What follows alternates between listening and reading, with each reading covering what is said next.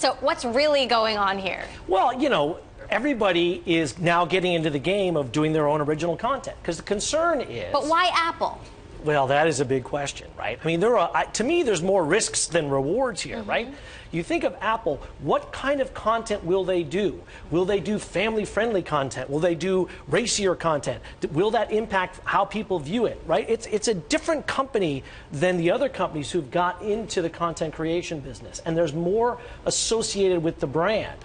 And so that's a big question mark. I guess the concern is they need to have some sort of original content so that when they offer a package of content, not only will they be able to deliver the same thing that everybody else does, they'll have a few unique things. And you're saying when they offer a package of content, not if. Well, I think they're going to. It's clear that the trends are showing not only are they're going to do the new TV box, but they're doing that in preparation for TV service, right? Everybody's been talking forever about how do we do an a la carte video service where I don't get stuck with these cable bundles. I want to be able to pick and choose, and they've been looking for Apple to provide the unique, very friendly way of doing that. That's been the big thing that's hung over Apple for a very long time. So I think it's clear that they are going to do that, but the question is, how do they make it really unique and different? And clearly they're looking at original content. I mean, it's a hit-driven business. I mean, is it any more complicated than that? Well, exactly, and the question is,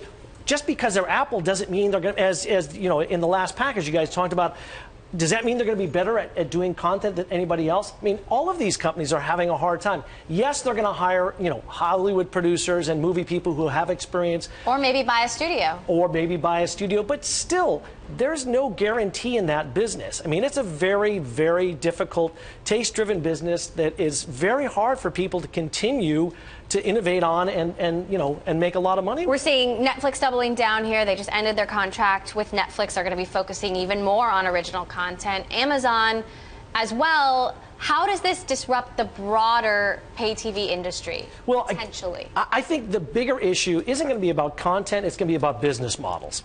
And whoever can deliver the best, easiest business model that lets people get access to the content they want on the devices they want ultimately wins.